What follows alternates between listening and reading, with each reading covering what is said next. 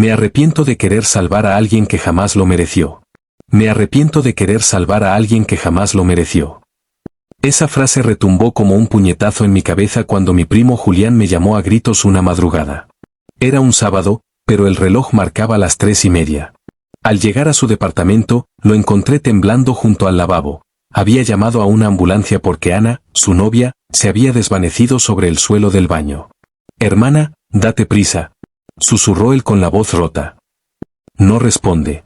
La luz del pasillo apenas iluminaba su rostro, lo vi blanco, como si un escalofrío le hubiera congelado la sangre. Lo primero que pensé fue en mi propia experiencia. Hace años, cuando el mundo se me vino encima, fue Ana quien me encontró al borde del abismo. Me prometió que nunca me dejaría sola, supuse que estaría para mí en cada caída. Y ahora la historia se repetía, pero invertida.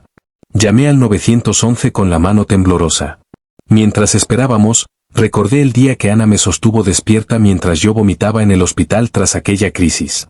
Me recitó canciones de cuna hasta que mis párpados se cerraron, murmurándome que mi vida valía la pena. Jamás imaginé que llegaría el día en que ella necesitaría esa misma ternura. Los paramédicos entraron con premura. Yo retrocedí para dejarlos espacio, pero no pude apartar la mirada de aquel cuerpo desplomado. Julián intentaba recitarle frases de ánimo, pero su voz sonaba hueca. Me acerqué a él, toqué su hombro y le susurré al oído. «Vamos a sacarla de esto». Igual que Ana lo hizo por mí. Cuando subimos a la ambulancia, mi celular vibró. Era un mensaje de Ana, enviado apenas 12 horas antes. «Perdóname si alguna vez no estuve. Solo necesito un minuto de silencio». Sentí un nudo en la garganta. ¿Un minuto de silencio? ¿Por qué un mensaje tan críptico? La ambulancia arrancó y el motor se convirtió en un zumbido continuo. La ambulancia dio vueltas en una rotonda, y yo recé en silencio, rogando que su vida no dependiera de mis palabras. En el hospital, nos dirigieron a la sala de espera. Las luces fluorescentes eran implacables, el aire olía a desinfectante y miedo. Julián se dejó caer en una silla, las manos cubriéndole el rostro. Yo saqué mi teléfono y busqué en el chat de Ana, vi que había bloqueado su historial con un usuario llamado V, un contacto nuevo que nunca había visto. La última línea antes del silencio decía solo: «No puedo más, él me está consumiendo». La simple palabra él me atravesó como un rayo. ¿Quién era ese él? ¿Un desconocido? ¿Alguien de su pasado? Sentí que mis recuerdos de ella, de sus risas y promesas, se desdibujaban. Pasaron minutos que parecieron horas. Recordé todas las veces que Ana canceló planes conmigo porque tenía algo importante que hacer. Me culpé por no haber preguntado más, por haber asumido que estaba bien. Y ahora, en esa sala fría, sentí la culpa más punzante de mi vida. El monitor de la sala de emergencias rugió con un pitido agudo y una puerta se abrió. Salió la doctora con una carpeta en las manos. Nos miró con gravedad. «Necesitamos hablar con ustedes», dijo. «Hay complicaciones que debemos aclarar». Julián se levantó de golpe, como si el suelo fuera de cristal a punto de romperse. Yo me quedé donde estaba, temblando, con la mirada fija en la doctora.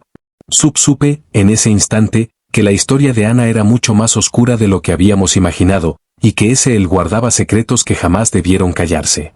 Mientras la doctora entraba de nuevo al área restringida, mi celular vibró de nuevo. Era un mensaje sin remitente con una sola foto borrosa de Ana de espaldas, parada frente a un espejo roto, y una frase tachada.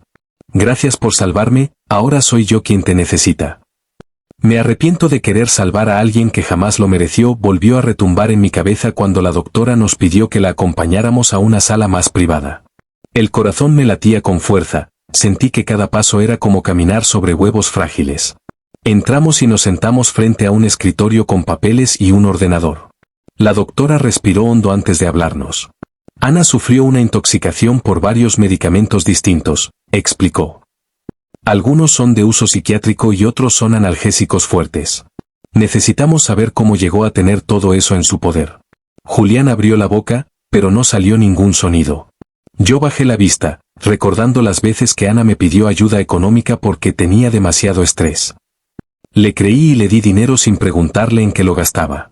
Ahora el fantasma de esa confianza inocente me acosaba. La doctora añadió: «Además, encontramos tu diario médico, donde mencionas un tal V, un contacto con el que intercambiaste varios mensajes antes de esto». El contacto V volvió a mí. Pensé en aquel chat cifrado, en los emojis de corazón roto y los mensajes eliminados. Me juré a mí misma que nunca indagaría en la vida privada de Ana, hasta ahora. V es la inicial de Valeria, dijo Julián con voz temblorosa. Su mejor amiga. Sentí un vacío inmenso. Recordé a Valeria, con sus gafas de montura gruesa y esa sonrisa triste que apenas se atrevía a mostrar. Ella solía esperar a Ana en la facultad, con un termo de té y 2 sillas libres, por si Ana quería hablar.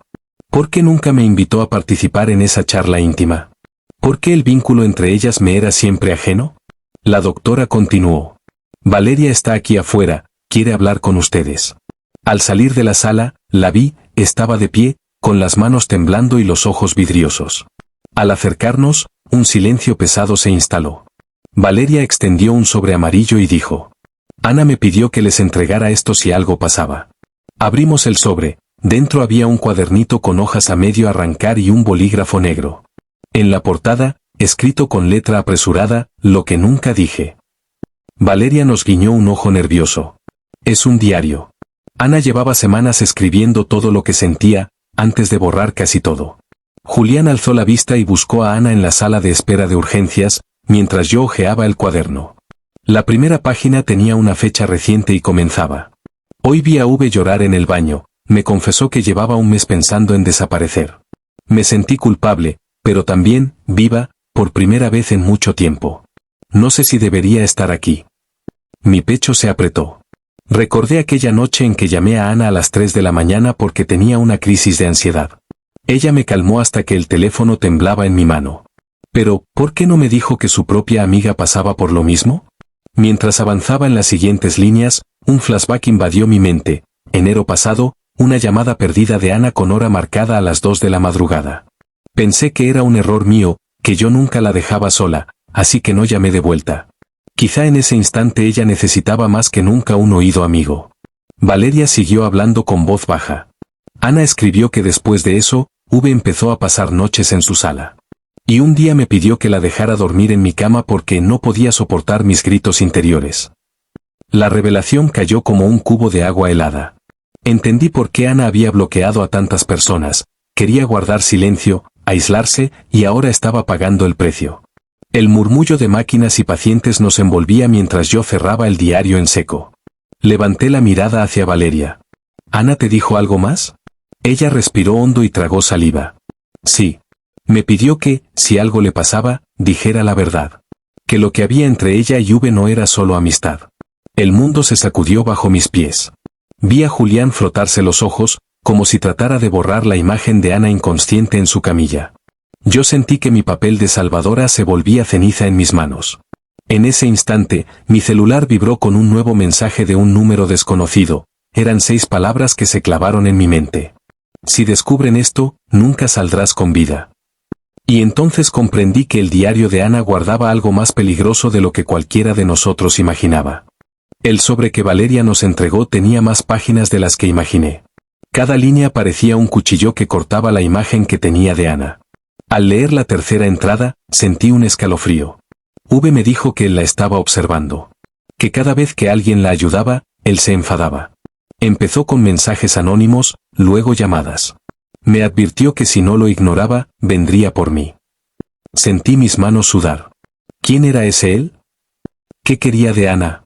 Miré a Julián, que hojeaba el diario con la misma incredulidad que yo. Valeria se quedó en silencio, como si cada palabra del cuaderno la quemara desde adentro. Retrocedí unos segundos en mi memoria. Recordé la mudanza de Ana tras graduarnos, se fue a un departamento pequeño, lejos de todos, según ella para concentrarse en un proyecto importante. Yo pensé que se trataba de un trabajo de diseño que le apasionaba. Nunca imaginé que huía de alguien. ¿Hay alguna dirección o nombre en estas hojas? Pregunté, intentando mantener la voz firme. Valeria apartó la mirada y señaló una página doblada. En la esquina, apenas visible por la suciedad del papel, estaba anotada una calle del centro y un nombre masculino, Samuel R. Su nombre resonó en mi cabeza. Era el mismo Samuel que vi en el mensaje de WhatsApp antes de llegar al hospital. Recordé esa captura, un texto de ella que decía él me consume y luego silencio. Él me siguió hasta aquí, susurró Valeria. Me dejó un sobre idéntico al de ahora, pero dirigido solo a mí. Dijo que si lo abría, nadie podría ayudarme. La tensión creció en el aire. Sentí el peso de la última página, un recorte de periódico con una noticia antigua sobre un chico llamado Samuel Rodríguez, acusado de acoso a una compañera en la facultad. El artículo decía que lo expulsaron, pero que desapareció antes de que pudiera enfrentarse a la justicia. ¿Samuel R. es él?, preguntó Julián, horrorizado. Asentí sin decir nada. Las piezas encajaban, la amistad con Valeria, los mensajes anónimos, el miedo de Ana. Y, sobre todo, esa advertencia final que ahora entendía en toda su gravedad: alguien estaba vigilando cada paso de Ana. Volví a leer la última nota que Ana escribió. No confíes en nadie. Estoy sola. Si esto sale a la luz, no habrá vuelta atrás. El sobresalto me dejó sin aire. Miré el diario, miré a Valeria, miré a Julián. El hospital se desdibujó, ya no era solo una sala de espera, sino el epicentro de un peligro que amenazaba con arrastrarnos a todos. Con manos temblorosas guardé el cuaderno en el sobre y me levanté. Sabía que el siguiente paso debía ser enfrentar a Samuel, descubrir dónde estaba y por qué eligió a Ana como su próxima víctima. Pero en mi interior algo me decía que esa búsqueda podría desatar algo aún más oscuro de lo que ya estábamos viviendo. El aire del pasillo olía a café rancio y desinfectante. Guardé el cuaderno en mi bolso y miré a Valeria. Tenemos que irnos de aquí, dije con voz queda. Si Samuel aparece, no estaremos seguros en un hospital. Julián asintió, pero su mirada estaba fija en la sala de urgencias donde yacía Ana sin saber lo que habíamos descubierto. El frío de la madrugada nos caló los huesos cuando salimos al vestíbulo. Valeria cerró la puerta tras de sí y apoyó su frente contra el cristal. No sé a dónde ir, murmuró. Él me encontró hasta en mis sueños. Sentí una punzada de culpa. Valeria había cargado sola con aquello, confiando en que alguien le tendiera la mano. ¿Cómo pude no darme cuenta antes? Le puse una mano en el hombro y le ofrecí una sonrisa insegura. Te llevamos a mi casa, propuse. Hay un cuarto libre. Julián negó con la cabeza. Esperen, antes tengo que avisar a alguien. Sacó el teléfono, abrió contactos y se detuvo en el nombre de nuestra madre. Cerró los ojos, respiró hondo y marcó. Le escuché titubear mientras le decía que Ana había sufrido un intento de suicidio por intoxicación, y que teníamos miedo de que alguien la estuviera acosando. La voz de mamá se cortó, y Julián volvió hacia nosotros. Vendrán, pero tomarán un rato en llegar. Avanzamos hacia mi coche. Al subir, sentí el pulso acelerar. Las calles desiertas eran un lienzo en blanco para cualquier sombra que quisiera hacernos daño. Mientras encendía el motor, recordé una conversación de hace meses con Ana, cuando me pidió que le comprara un libro de autoayuda. No quiero sentirme tan frágil otra vez, me dijo con los ojos aguados. Yo le compré el libro, pero nunca pregunté por qué lo necesitaba. Ahora sabía que su fragilidad no venía de mí, sino de alguien que se alimentaba de su miedo. Conduje en silencio hasta mi departamento en una zona tranquila. Las luces de la sala seguían encendidas a esas horas. Nuestra madre llegaría pronto con medicinas y algo de comer. Dejamos las cosas en la mesa, el cuaderno de Ana, el ramo de girasoles marchitos y el sobre cerrado. Necesitamos plan, dijo Valeria. Julián se recostó en el sofá, la mirada perdida. Podríamos enfrentar a Samuel. Llamar a la policía, presentar esto como evidencia. Valeria negó. La policía no hará nada sin una acusación formal. Y si él nota que nos investigan, puede ser peor. El silencio volvió. Miré el cuaderno y recordé una nota al final, escrita con prisa. Si alguien lee esto, corre al Parque La Alameda a las 5. Allí entenderás todo. La fecha era hoy, faltaban apenas 20 minutos. El corazón me dio un vuelco. Miré el reloj, las 4:40. Parecía una trampa, pero también una pista directa. Tenemos que ir, dije sin titubear. No podemos dejar que Ana sea el único blanco. Valeria me miró con gratitud, pero también con miedo. Si vamos, puede que nos espere. Julián se levantó y guardó el cuaderno en su mochila. No podemos quedarnos de brazos cruzados. Salimos de mi departamento en un silencio de tensa complicidad. La noche nos envolvía con su manto oscuro mientras conducíamos hacia la Alameda. Cada farola iluminada parecía un ojo vigilante. En el asiento trasero, el cuaderno descansaba como un testigo mudo. Al llegar, el parque estaba casi vacío, solo un guardia patrullaba el sendero principal. Apagué el motor y los tres bajamos. El viento mecía las hojas de los árboles, y un banco solitario junto a la fuente parecía el escenario elegido. Avancé con pasos cautelosos, sintiendo que el corazón se me salía del pecho. Me acerqué al banco. Había un sobre igual al que Valeria me entregó, colocado justo en el centro. Respiré hondo, lo tomé y lo abrí.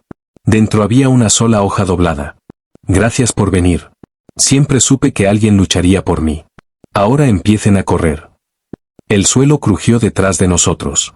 Di un paso atrás y dos siluetas emergieron de la sombra, hombre y mujer, él con gabardina oscura, ella con el rostro cubierto por una capucha. Reconocí de inmediato al guardia del parque, era Samuel, y a su lado estaba Ana. Mis piernas se congelaron. Ana, de pie, débil pero erguida, me miraba con ojos vidriosos. Sentí que el mundo giraba a mi alrededor. Él dio un paso adelante y sonrió sin calor. Bienvenidos al final de esta historia. El silencio se rompió en 1000 pedazos cuando comprendí que, para salvar a Ana de Samuel, también tendría que enfrentarla. Y descubrí que la última confesión que esperaba oír no era de ella, sino de mí misma. Salí del banco con el sobre temblando en la mano. Vi a Ana inmóvil junto a Samuel, sus sombras proyectadas en el pavimento mojado. El viento helado me cortaba la cara, pero sentí algo más profundo, la urgencia de actuar. Ana, llamé suavemente. ¿Por qué? Samuel se adelantó, bloqueando mi paso, pero su mirada estaba fija en Ana, no en mí. Ella vino por esto, dijo, alzando el sobre. Quería que todos supiéramos lo frágil que es, y lo poderosa que puede ser cuando deja de huir. Ana bajó la capucha. Su pelo, antes revuelto por el miedo, ahora caía lacio sobre sus hombros. Había en sus ojos una mezcla de agotamiento y determinación.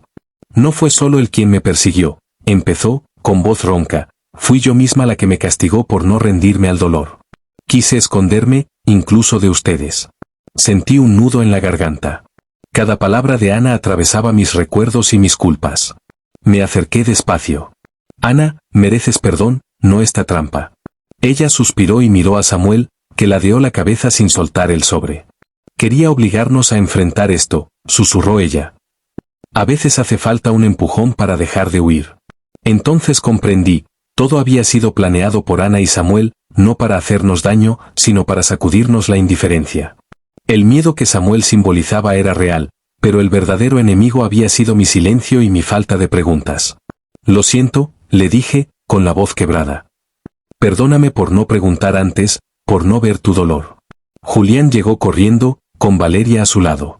Se plantaron junto a mí, formando un semicírculo de urgencia y cariño. ¿Estás bien?, susurró él, tomando la mano de Ana.